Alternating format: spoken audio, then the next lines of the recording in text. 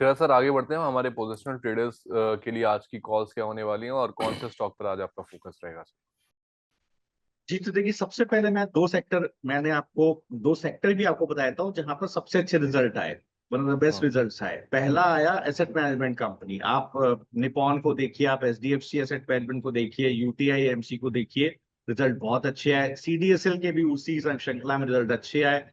क्रिसिल का देखिए रिजल्ट बहुत अच्छा आया है। इसके अलावा दूसरा सेक्टर है, अगर आप देखेंगे हॉस्पिटल और डायग्नोस्टिक चेन, लाल पथला, आप देखिए मैंने कई बार आपको रेकमेंड किया है। एस्टर डीएम के रिजल्ट देखिए बहुत अच्छे आते हुए आपको दिखाई दिए हैं।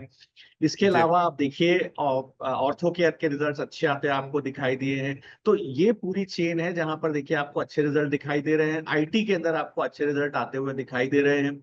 तो वहां पर देखिए एम्फेसिस है, परसिस्टेंट सिस्टम है, कोफोर्ज है, ओफेसिस है, साइंट है, ये सब के रिजल्ट आपको अच्छे आते हुए दिखाई दिए हैं। तो देखिए यहाँ सब पे आप अपनी पोजीशन बनाइएगा। अब आप देखिए उसी श्रृंखला में मैं आपके लिए दो स्टॉक लेकर के आया हूँ। पहला है एस्टर डीएम हेल्थ केयर। देखिए एस्टर डीएम को आप देखिए, तो ऑपरेशनल रेवेन्यू आप देखेंगे तो सिक्वेंशियली आपका एक अच्छी ग्रोथ देखने को मिली है।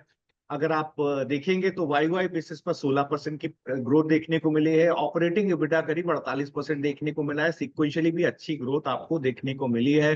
अगर आप first half of the financial year में देखेंगे 25 में, अगर लास्ट ऑफ द अगर 24 से कंपेयर करेंगे तो 18% वाई वाई ऑपरेशन रेवेन्यू बढ़ता दिखाई दिया, ऑपरेटिंग EBITDA बढ़ता हुआ दिखाई दिया है। और यहाँ पर आप देखेंगे तो जो पर क्लाइंट रेवेन्यू है, वहां पर भी आपको एक अच्छा ट्रैक्शन देखने को मिला है। तो देखिए बिल्कुल स्टॉक में स्ट्रेंथ है। अगर चार्टिकली भी देखेंगे तो एक सिमेट्रिकल ट्रायंगल का ब्रेकआउट देखने को मिल रहा है। कई बार थ्रोबैक्स आते हैं ब्रेकआउट में, तो आपको करना क्या है, 448 का भाव है। 448 अभी जहां खुले खरीद लीजिएगा, और डिप्स में 422 तक खरीदिएगा। तो एवरेज प्राइस आपका हो जाएगा 435 के आसपास। स्टॉप लॉस लगाइएगा 396 का। कम से कम 520 का टारगेट आपको जनवरी तक देखने को मिल सकता है। दूसरा आप लीजिएगा क्रिसिल। देखिए यहाँ पर आप देखिएगा रिजल्ट बहुत अच्छे हैं। ऑपरेशनल इनकम अगर आप देखेंगे तो वाई वाई बेसिस पर 10.5% बढ़ती हुई, 10.3% बढ़ती हुई दिखाई दी है।